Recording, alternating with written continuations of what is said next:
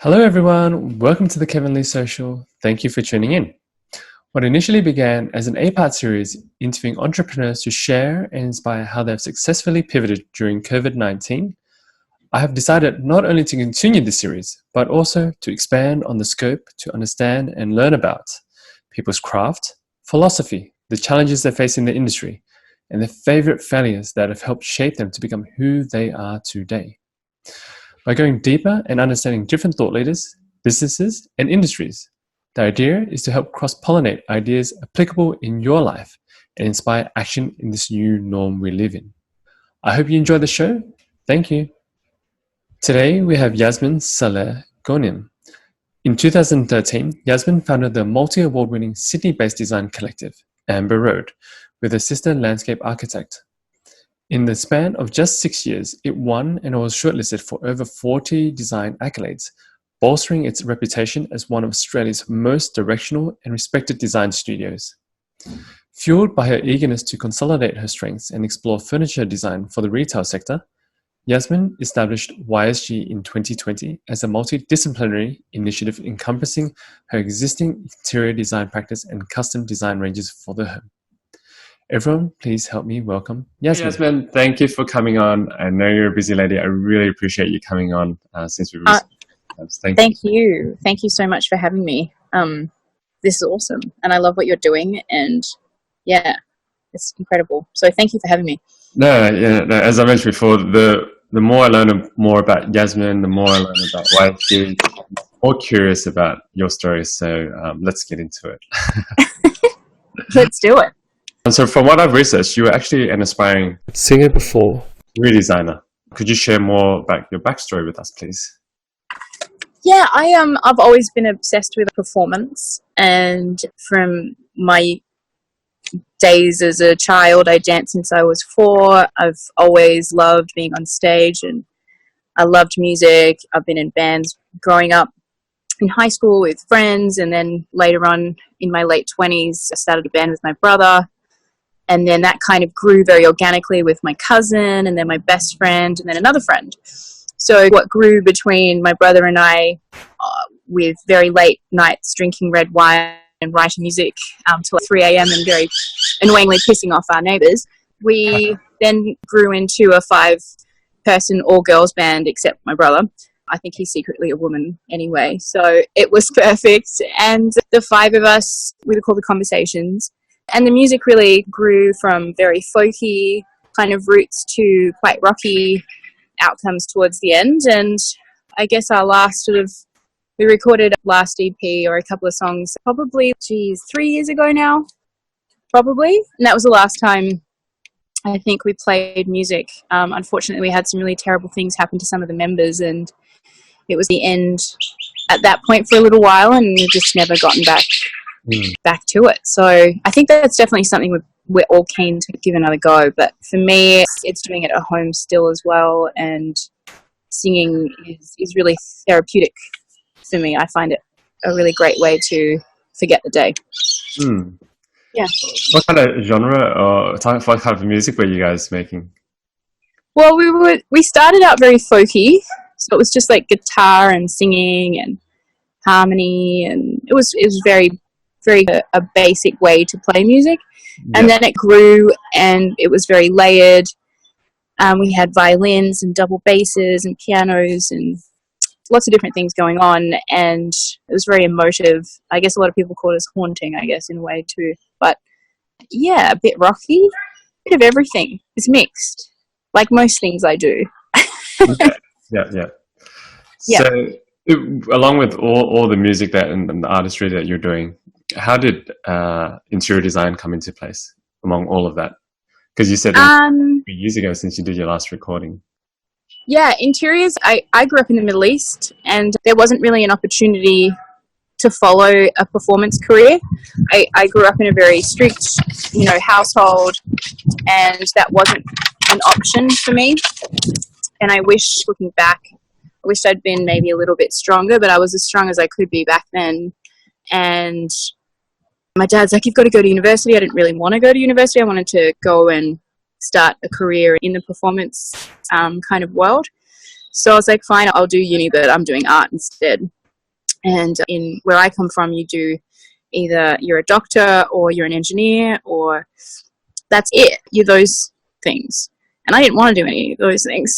So I said, okay, I'm going to go to art school. And he goes, we can't do that either. So I was like, great, well, I'll do graphic design or something that was not just me with a paintbrush. And so I actually studied visual communications first in Dubai. That was my first year of college. And then I realized I didn't want to spend my rest of my life behind a computer screen. And that was a really big lightning bolt moment. And I decided to go and speak to somebody about, I was torn between a couple of different things: furniture design, lighting design, textiles, and architecture. And interiors just seemed to meld all of those things together, all of my real big passions. So I went for that, and I haven't looked back. It's a really rewarding profession. Yeah, it's great. Thank you for sharing that story, Yas. You said your background's from the Middle East. Can you share how that has influenced your work? I my dad's from Egypt. I never really actually lived in Cairo. I lived mainly in the Gulf, and the Gulf doesn't have as much vibrancy as the rest of the Middle East, like Lebanon and Egypt and Jordan. And the Gulf is very sandy. It's all one color, and even the way people dress, it's very monotone. So for me, I broke the mold in the work that I produce, because it's very much opposite to my surroundings when I grew up, when there wasn't really actually much to get inspired by. And because the heat is so violently hot, it sometimes gets up to 55 degrees. I lived a very internal life. Like, my apartment was my kind of world. So I always loved making my bedroom like a really special kind of place. So yeah, in terms of how my culture has brought about my interiors, I think it's my fascination with textures and color, because it's so very different from the natural environment over there, that it was like, I want more and more, because you lacked that in the natural environment. So, yeah, I've seen some of your work at Edition, which is an amazing fit out, by the way. Congratulations on the awards for that. As well as one of your more recent projects, Four Pillars Gin, who has been on my previous interview. Yeah. And I am absolutely in awe when I walked in there. I go, wow, yes, you've absolutely outdone yourself. And the lighting, the textures, and the furniture, and I was thinking, man, I've got to get this on my house one day if I could. I was just so curious. Maybe you could share me a few details, the touches that you did at Four Pillars, for example. Some of the highlights, for example. Oh, firstly, Four Pillars was a really special project for us, because working with Matt and Leah and the team at Four Pillars was an exceptional kind of experience. Those guys really know how to work a brand and what they're all about and what they stand for, and it made the brief to answer just so much easier, because there was no like, oh, it's not really us, or I don't really know who we are. They were just right from the get-go, this is us, and it was such an easy kind of delivery because of their consciousness of who they were. Having said that, the one thing that they weren't really sure about was the hero of the project, which was the blue bar, which we actually nicknamed the juniper blueberry color after the dried juniper berries from gin. And for them, I think it took a little while for them to get their heads around why blue. Well, blue doesn't really represent Four Pillars. And I was like, but it's essentially the main ingredient from gin. It's also reminiscent of your Navy strength offering as well. And I think once they started getting their head around it, they were like, oh, hell yeah, that's actually a pretty good idea. And then when it came to site, and we were very heavily in middle of lockdown in COVID times, and Leah actually never came and saw the entire fit out during construction, so it was like an unveiling when she came to view the venue for the first time. And that in itself was really quite insane when you think about it, because the amount of trust they had to hand over was immense. But when we were on site and we were working out the blue colors, I was on the phone with Leah, FaceTiming, going, is it this shade? Is it that shade? We would have spent like maybe an hour and a half trying to work out the exact blue. And when we got there, we knew we were there. And I think that has really made that project sing. It's quite a beautiful experience, sitting at that bar and the lighting. And it does feel very international to me. It doesn't really speak Sydney. It doesn't speak London or Singapore, or it does have its own flavor. And I think for Four Pillars, it's a very international brand, or will be. And I think in that way, we've nailed the brief. But yeah, it was just, it feels so good in there. Like, it really does. It feels like it was always supposed to be there, even though it's like this massive blue piece of concrete in the middle of this beautiful brick heritage site. It still feels like it was supposed to be there, like it's been there for ages.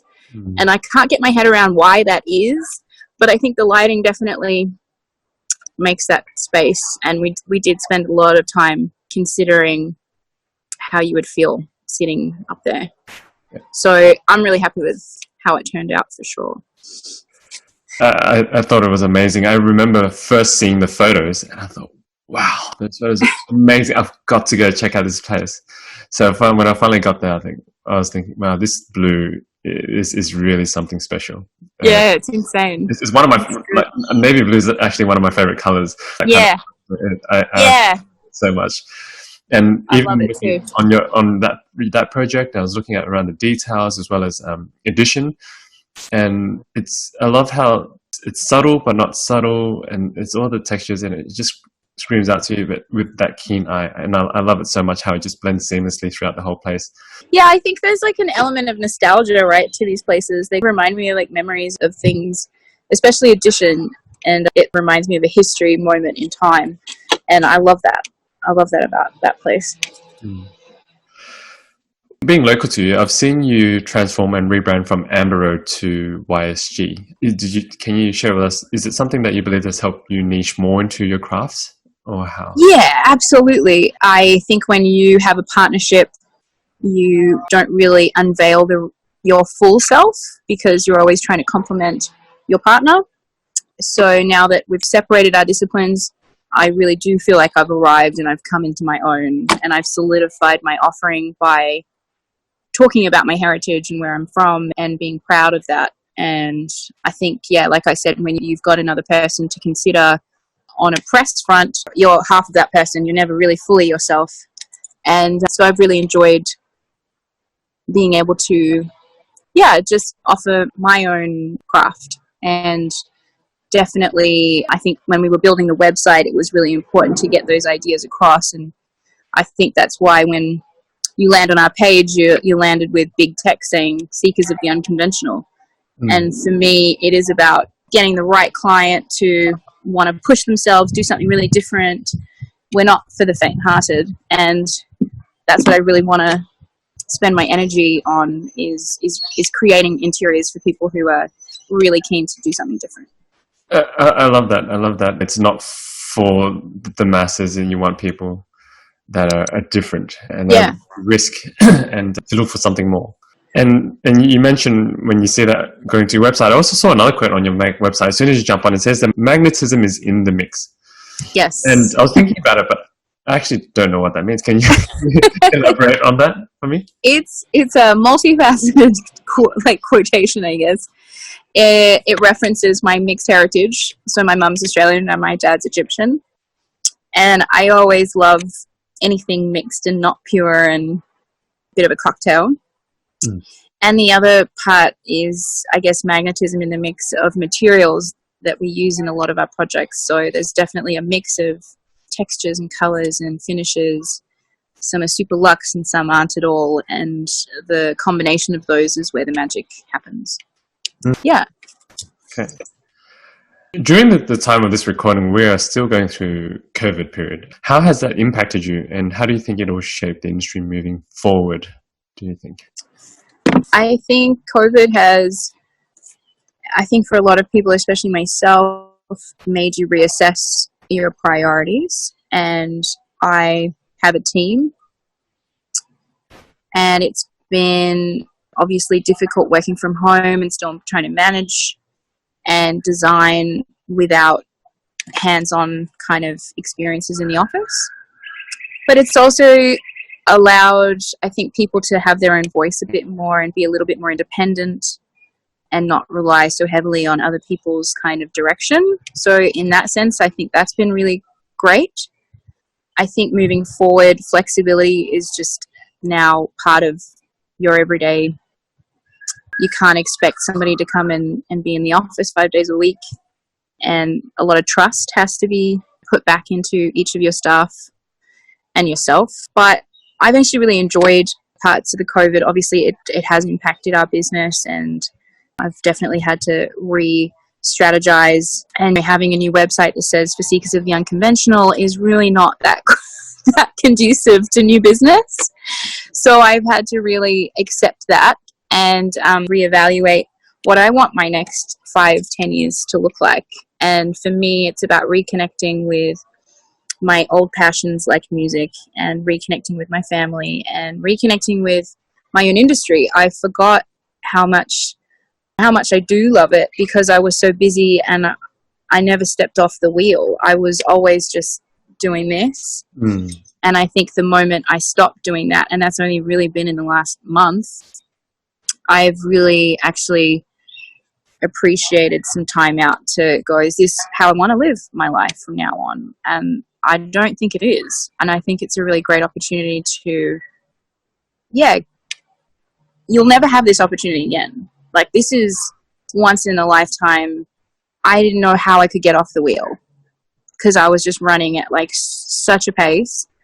And now I've almost been given this gift, and I feel like if I don't take it, I'd be really stupid. So I'm really spending a lot of time with myself in my mind, and really going, it's a scary move to step away as hard as you were going for a while. It's quite difficult to say, no, I'm not going to do that anymore, because I'm a very yes kind of person, and it's hard for me to say no. But I think my body and my brain need a break. And I think moving forward, I'm going to listen to it a lot more. And I'm really excited for the opportunities that come out of COVID. I think I think only good can come out of something that's been so disruptive. So, yeah. It's a great positive perspective you have on it, on such a impactful event that's happening around the world at the moment. Oh, I think everyone though is. Everyone I speak to is just like welcoming the change of pace, and although it's different and scary and it's all unknown, it's really exciting as well. Like, I remember when it first happened, and my husband and I were walking around, he goes, isn't this kind of a sci-fi movie? I'm really excited by the whole thing. And I'm like, strangely, I am too. And then it got boring, and we were doing it for too long, and I was like, okay, I'm ready for it to come back. Yeah. But I'm like on this level of, I'm okay with the new norm. And I think the world was so messed up, and I think it had to happen. I don't think anybody could have been running as fast and hard as we all were and still make the finish line, because you just got to shake it up. And COVID did that. And I think it's been really a great thing if you're willing to let go and just accept. I think it's a really positive thing outside of the awful, obviously, repercussions of deaths and things like that. That's terrible. But the other things have been okay. Yeah, absolutely. I've seen you're an absolute hustler. I've seen you work day to night because we're quite local to each other. Seen you work to their bones, and I've seen with results. You guys are one of the most awarded places out there, and it's amazing the quality and the work that you guys produce. And yeah, just to see now that such an event has come and has allowed you guys to just put on pause for a moment and think, okay, it's time to reassess. And I absolutely agree about what you said. It's when is that moment where it's going to come again in time that just has to put a complete halt to your routine and go, hold on, guys, pause, and have a think about everything. Absolutely. I'm super excited by it. Every day that goes by, it's like I get stronger and stronger in the thought process of slowing down. And I'm enjoying that kind of growth in a very different way. Yeah. So yeah, I'm really keen to see what the next 12 months does for our business, and also for our clients, I think it's really nice to know that, like, when you engage us in the future, we're yours and we're yours only. I think to be able to, like, really settle into a project properly and give you 100%, you can't run 10 projects at the same time. So I think this is a really great opportunity to re-establish that relationship with a designer and a client and really give them 100% attention. Yeah, sure. Just switching gears a little, for people at home or people fitting out shops or whatever it may be, what are some basic rules of thumbs that people can look at doing to spruce up their interiors without going to hours of detail, as you probably could? You even down the road of your philosophy, for example, you were talking about you're big on mixing textures up, whether it's from expensive textures to cheaper textures. Yeah. For the untrained, can you share a little bit more about it to us? I'm actually really fascinated with all that stuff, but I have no idea. I think people forget that interiors are very personal, and just because it looks great in a magazine or in a TV show, that same design can't really apply to your interior. Those decisions have been based on a very project-specific space, and so I think if you steer away from trends and really hear what you like and the things that you love, you'll have a far more successful kind of outcome. But I think a lot of people put too much in there, and they think every corner needs to be filled and you need to line every wall with a piece of furniture. And to be honest, it couldn't be further from the truth. I think if you start paring back, and I always like to think of it as a piece of paper that you've rubbed charcoal all over. And we had this great class in university where it was literally a reduction, and you would paint backwards. So you would get an eraser and you would actually start chipping away at the charcoal piece of paper, and a picture would be revealed, but you were painting with the eraser, which for me is exactly how I like to think of an interior. And it is reduction. You might be having all of these things that just don't make sense anymore, and you've held on for dear life to these items that your mum gave you because she was throwing something out and you needed a vase at the time, but you never really liked it. It's about taking those things out and really reassessing the interior fresh and then adding back. And that's what I think a lot of people just don't ever do, so they never get it right from the get-go. So you need to look at it as a blank kind of canvas and then put things back rather than just adding and adding and adding. And you can definitely, you don't have to have $100 million to make your space feel home. It's about the way you curate little vignettes of special moments, and it's literally about reorganization of things that you already have, and it just doesn't look good in that corner, but it looks great over there. And I think people just go, oh, if that looks crap, and they're going to chuck it out, and then it's going to be on the side of the road and in a dumpster or in a landfill. And you just need to, like, really think about how you can use it in a different way. I've got a piece of furniture that just never stays in one spot. It goes and circles around my house in different areas all the time until I get it right. And I got to sit with it for a little while, and then it just doesn't feel right, and I move it. And then I think it's good. I think it's good now, but it took me like a year and a half to figure out. But yeah, I just think have fun too. Don't get too bogged down in the detail, and the worst thing is don't go to someone's house and love what they've done and try and recreate it. That is like the worst thing to do. It has to be yours, because you'll know in a heartbeat that it's not you when you walk through the door, when your best mate walks through the door and realizes it's their house instead. So be true, be honest. I think everything you've just shared is the complete opposite of what I've been and thought about. It's okay. Canvas, add, versus Yeah. and then it's set and forget. Yeah. So what? You can move furniture items around? Yeah. Yes, you can. And when you walk into somewhere, it's like, oh, I really like that. That's what I want to do at home. Okay. So yeah. you put out everything that I know. Everything that I wanted to do. So, all right. Do the complete opposite of whatever I'm thinking. Gotcha. Exactly. I'll come over for you if you want. Oh, please. Thank you. Thank you, guys. And obviously with your work, you have certain views and philosophies and ideas with your craft.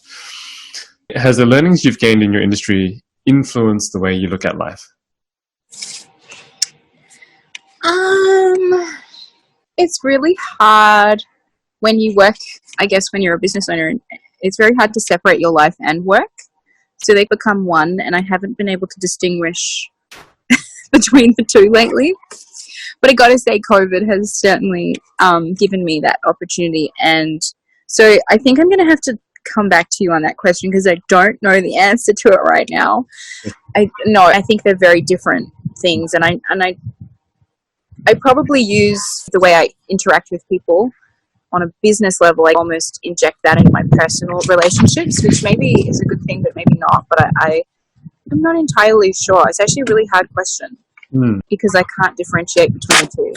I'll come back on that. No problems. I was digging into, you've had so much press, obviously, in all the awards that you've won, and I was digging through all of them, and I came across a quote, and I was giggling because I remember saying to you, "Yes, I'd love you to design my place if I could ever afford it." And then I came across a quote and goes, "If someone doesn't want me to design the furniture for their interior, they might as well move on." So I think, all right. No, I feel like that got skewed a little bit. So I'm giving you the chance to elaborate on it. Yeah, for me, I think it was reference to. I think interior designers get a really bad rep for being pillow fluffers, or they paint colors, they pick colors and rearrange a bed and all that kind of stuff. And yes, that is part of our job, but that is such a small part. And I think when you do have press, it's an opportunity to put out there your bigger picture of what your studio can offer. And I guess that's where that comes into play. But for me, it's also referencing the masters like Frank Lloyd, Mies van der Rohe, Eileen Gray, Corbusier, all of the incredible architects that I've grown up with reading in books. They did everything. They were holistic designers. They, designed the cutlery and, the beautiful robes that hung behind the door as you came out of your shower that was meticulously detailed. And every single bit of beauty in a project is project specific. It can't work with another piece because it has been designed specifically for that little moment, that space. And for me, that is true artistry. And I love the idea of having, not control, that's not a great word, a say in how those things all work together. And it does tell a much more successful story if you have that ability to touch every surface, every wall, every room, and every detail. The space becomes just an incredible piece of art. So it is really important for me to be able to design all the furniture, the fittings, the everything. Our furniture lists usually for a project aren't that big because we customize pretty much 95% of everything in them. Wow. And for me, I love that. I love that so much. So the next kind of step for YSG is making products available and really getting more into that market as well. Yeah. Clearly your work speaks for itself and has gained so many awards. Why do you think you've achieved such success? And just coming off that conversation of you customizing at least 95% of the project, do you think that's part of the reason? I honestly don't know. I don't know why we're successful, and I wouldn't even really say we're successful. It's really weird when you're doing it, you don't think that you're successful, and I'm actually really terrible at celebrating my wins. And everybody always says, "Oh my God, that was such a great project," and I just look at it as another beautiful project. I don't necessarily see it as a success, but I think what I try to do is be very true and honest to my client and really try to get them to push their idea of what their home should be. And like in one project we finished, the client had some friends over, and the friends were really surprised at the interior. They said, "Oh, it doesn't speak Mark at all." And I was like, whoa, this is Mark moving into his future, because he just had broken up with his wife. He had no belongings. We were recreating and restructuring his future. And a couple years later, he emailed me and he's like, this space, I have grown into it like you said I would, and I can't actually believe you've designed it the way it would have, but I didn't even know that's what I wanted. And for me, that's like the biggest success. Like for me is a client coming back and saying, wow, you actually designed my personality, which is so hard to do, but I find that super satisfying. And it's not tastes, you're designing the personality and you're bringing that out into an interior, into a built physical form. That's amazing. And I think maybe that's why we might have a little bit of success, because they're also very individual to each client and we don't really repeat the same details. It is for them. It's the gift to them. Yeah. So definitely not a cookie cutter approach. And, no. Yeah, and I love, because I'm a big believer in you become your environment, and the idea that you've somehow tapped into a space where you've also recreated their future self, their future environment for them, and then they've grown into that. Yeah. They're beautiful. And I love that idea. I wish I could do it for me. I can't do that for me. That's why I got to get you to do it for me. I'm a really bad designer when it comes to me, actually. It's crap. I was like, where is YSG for YSG? I just wanted to jump gears again back to the business topic we were talking about before. Yeah. And I know I'm jumping around a lot. No, that's okay. With the business side of things, going through COVID, reassessing priorities, and where do you think how you will continue to pivot or innovate moving forward? I heard you just mention you were customizing these pieces that you might put onto the market. Yeah. So when we built the website, it was really important for me to also be building in a future-proofing kind of scenario where we were selling editions of specific pieces. And so that is happening in the background, and hopefully later on in the year, working with some incredible furniture makers to realize some of these really beautiful one-off pieces, which will be available through our website. But also, performance-wise, I guess I'm trying to strike a balance between music and interiors. And for me, it might look like something more like a podcast that actually speaks to people I really appreciate within the industry, but more focused on their origins, where they come from, and how that has made their interiors look the way they do. And for me, background on where you've come and what you've experienced is the backbone to people's interiors, and I really want to explore that. And it will satisfy my love for being a little bit more out there in terms of performance, but in a much less kind of capacity than on stage with the bass guitar and a microphone. But yeah, I definitely want to explore those other parts of the business, which I think have been dormant for a while. Again, COVID's given me a great opportunity to, reassess and focus on things that I have wanted to do for a very long time. Great time to give it a go as well. And I can't wait to podcast when it drops. Got to share it with me. Yeah. I've got logos and at the moment being made up, and so I've got a list of people that I'm dying to interview, and so it should be really good. Exciting times. Also I came across another quote. It says, perfection in my book is about cohesive clashes and unpredictable conclusions. It's imperative that design outcomes supersede our clients' wildest expectations. And after hearing that quote and then hearing you speak just now, you also mentioned that you take from your professional life the way you communicate with clients to the way you communicate with people. And I've always sensed that something about you is like, how do you even begin learning and listening to your clients' needs? I think if you're in our profession, it's something that's inherent and you don't actually really ask the questions. It's almost a very visual cue basis of absorbing information. So I remember being very young and always looking at people's shoes. I was pretty tiny, so I couldn't even look up at their faces. So I guess maybe that might have something to do with it. But I always remembered what shoes they wore. I was obsessed with them. And I can almost do the same thing, but in a different way now. When I see somebody first up for a client meeting, it's almost like I scan them. It's terrible. Scan is such a bad word, but I can very quickly visually like just absorb, okay, she's got this on, he's got this on.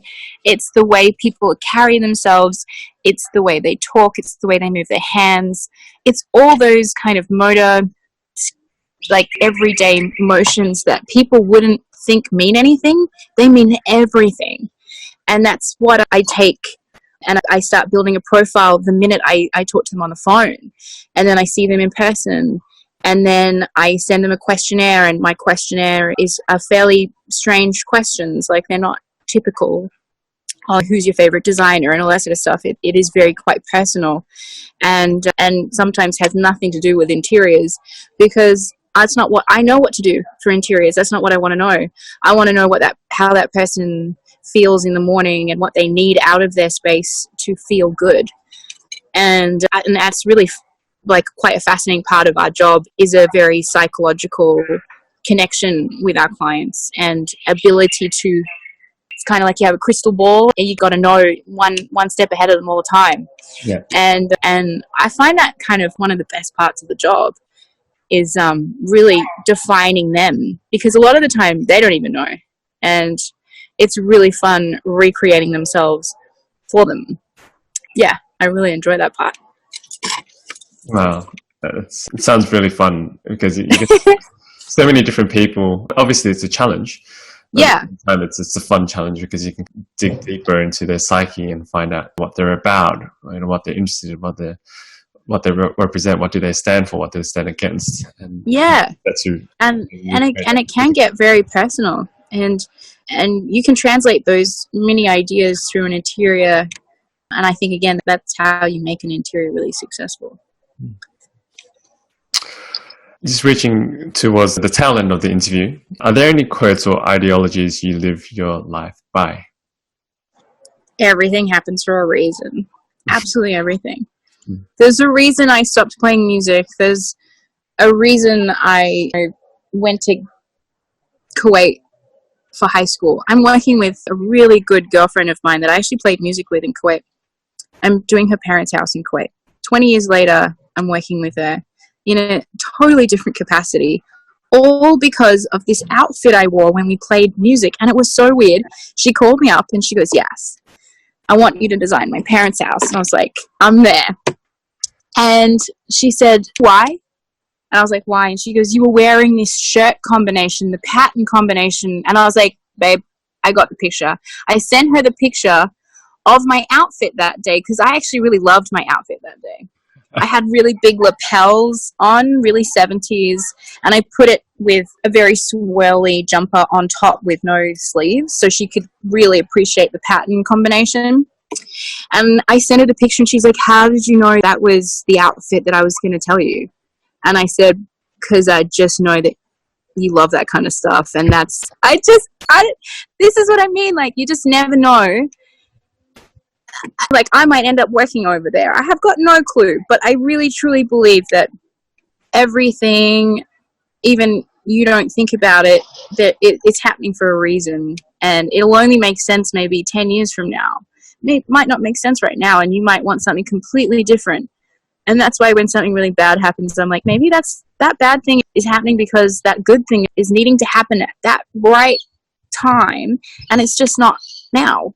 So just be patient and wait. And I really try and live by that. I actually want it tattooed on my arm, but then I thought that was pretty stupid.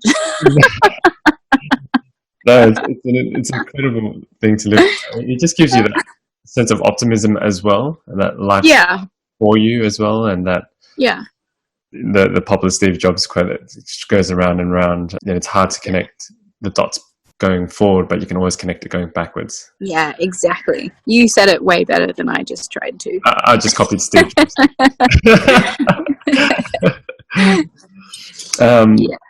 Are there any new beliefs or behaviors that have had a positive impact in your life in the recent years or period? I'm really trying to get into meditation a bit more and quieten my mind so I can actually be inspired I keep going back to COVID, but Jesus, it gives you a lot that I wasn't really getting before, which was a little bit of quietness, and meditation is really good in that way. And that's probably something that I'm really trying to focus on. But I also I've danced since I was like 4, and I've just started getting back into that as well, which I've really enjoyed. And it's just, again, it's like music. It just releases all these terrible things that might have happened to you that day and makes you feel just so positive. And there's nothing like dancing and singing. Like, it's really such a relief. Yeah. Is there any particular type of meditation that you do? Is there an app that you use? Or I'm still trying to get my head around that. I find it really difficult to not... I don't love apps, more guided meditations, but with people who, like, maybe just one person, not like necessarily like an entire group. I went to Bali and did a two-week ashram recently, and I hit this moment where I felt high for 4 days afterwards, because it was such an incredible... I really did lose myself, and I've never done that before, and it felt... I actually felt the benefits of just 20 minutes of quietness, and it changed my next 4 days just astronomically. I want to get back there, and I just don't know how to do that without being in an ashram, but I need to figure it out because it's life-changing. Yeah. So yeah, I need to know how... I need to get better at it, but I've also got to be like kind to myself and just accept that it's going to take a while, because it's not an easy thing to do. Otherwise, everyone would be doing it. Yeah. Trying to practice that. Being grateful also is very good. Yeah. I used to have a book where I'd write everything that I was grateful for that day that happened, and even if I had a shit day, it would be the things just like I've got a bed, I've got a fridge full of food, and I've got a beautiful husband, and then there would be other days where the things that had happened to me that day were incredible, and acknowledging the great things that do happen is a great way to stay positive in really dark times. So that's something I like to do as well. It's true. No matter how tough things get, there's always something to be grateful for, hey? Yeah, but being alive, being able to walk, having 5 fingers and... 10 fingers and 10 toes. Having 5, you're maybe not so good. A question I wanted to ask earlier, actually, and I know it's a bit off pace. Being a creative, is there a process that you go through before you get into that zone of creativity? Or do you just go, no, it's time to just flick the switch on and let's go? I just flick the switch on and let's go. It's weird. As a designer, you're always absorbing, you're looking at stuff, you're on TV or movies or Pinterest, and your own actual physical experiences going into a bar and a restaurant that you really admire. So you're constantly got this bank of material and historical references that you're actually subconsciously applying to projects. And definitely when you start a project, your mind is going like this, and it's trying to make sense of all the information you've been absorbing for the last 10 years, going, oh, maybe it's time to use that. And so again, it's a sense of compiling all that information and reducing it into this really magnificent, juicy, really makes sense kind of information for that project. Yeah. And that's a really fun but also very terrifying time, because you don't always know you're going to get there. You do always get there, but there's always a really weird moment before you get there where it's, I ain't going to get there. So it's funny. It's a bit terrifying, but it's also really, it's a super fun place to be. Is talking about compiling things, is there a particular source or core part of where you draw your inspiration from for your work? Is it like, in particular, for example, landscapes, or is it? For me, travel does a lot of it, but obviously travel's on the back burner for a while. I love getting inspired by movies and movie sets. There's moments of movies where, and it's generally from older kind of movies, where the protagonist might be in their living room, but that living room is like so incredibly different and detailed that I take snippets from things that I see on screen. I do love that. But travel does it. And really, I always look back to the masters of architecture and interiors who, for me, go back to that holistic idea of designing everything. And Eileen Gray a beautiful furniture designer mainly, but also architect and interior designer. She carried a little notebook with her wherever she went, and also a tape measure to make sure that proportions, when she felt something was right, she would document why that felt right. She'd get her tape measure out and go, this is why it feels as good as it does, because it's this proportion. And proportion for me is like super important, and it does really help when you were talking about 4 pillars and why does it feel nice. Proportionately, like when you sit at that bar and you're across from the bartender, there is a distance that makes that feel right, and we got that. And there's so many moments like that in interiors that people take just for advantage. They just take it for being normal, and every place has those things, but it doesn't. It's been really considered and highly thought about, and so proportions for me is a really amazing part of why things are successful as well. I don't know if I totally answered your question. Yeah, I think the proportion thing you brought up, it made absolute sense. Now that I've been to 4 Pillars Bar and sat down at the bar as well, and I can, like, there's so many layers and dimensions to it. Like, for example, when you're sitting at the bar, and then how wide and spaced the bar is to the bartender. Yeah. And then from there, it is spaced again to then the next layer of the other people that are sitting across from that bar. Yeah. But not only that, I remember you can even see into the bar. Into the bar, and then another space where it's after the bar where they're sitting against the wall as well. And it's like you can see everyone, and everyone can see you, but in a way where it's not intrusive. You know how you get bars, and it's like, I'm so glad you said that. That's just spot on, and I'm so glad you experienced that, because that's what we really wanted out of the space. This layered idea, but almost like it's voyeuristic, but without being like seedy.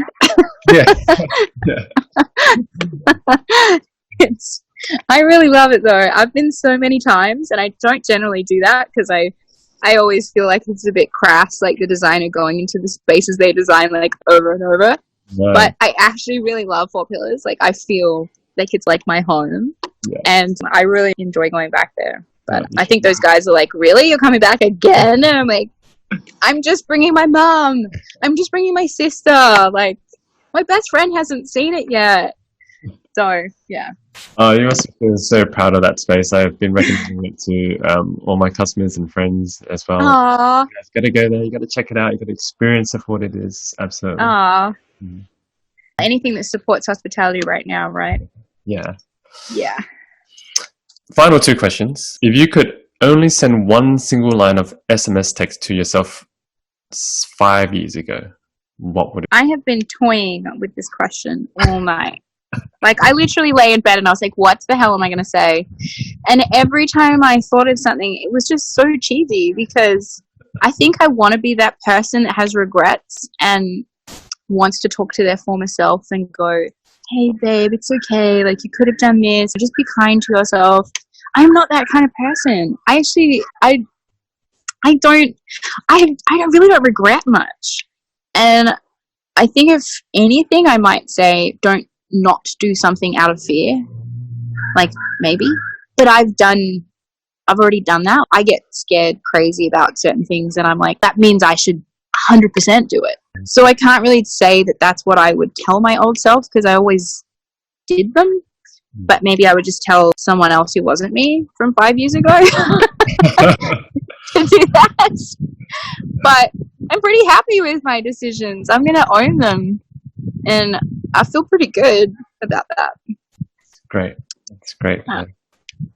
Finally, as we tie up, how could people reach out or learn more about you? You can head to my website at ysg.studio. Also, our Instagram handle is ysg.studio. If you want to hear some conversations music, you can head to Triple J Unearthed and type in the conversations. Or, in a very old former life, I did some TV on Foxtel, and you can see me for 10 episodes on Deadline Design with Foxtel. So there's a multiple layered approach to learn more about YSG. I hope you enjoy every single one of them. This has been such a fascinating, wide range and learning conversation with you, Yas. I appreciate it so much. Oh, Thank you thanks. for sharing everything with us. I will catch you around, my friend. Yeah, I'll see you. I'm going to come over and get a coffee, so I'll see you soon. All right, peace out. Bye, Kev. Thanks for tuning in, everyone. I hope you enjoyed the show. All the links to the show notes will be available at kevinleesocial.com, spelled Kevinly. Conversely, if you have any interviews that you'd love to recommend, please send it over to kevinleesocial@gmail.com. I'd love to connect. Thank you. Until the next episode.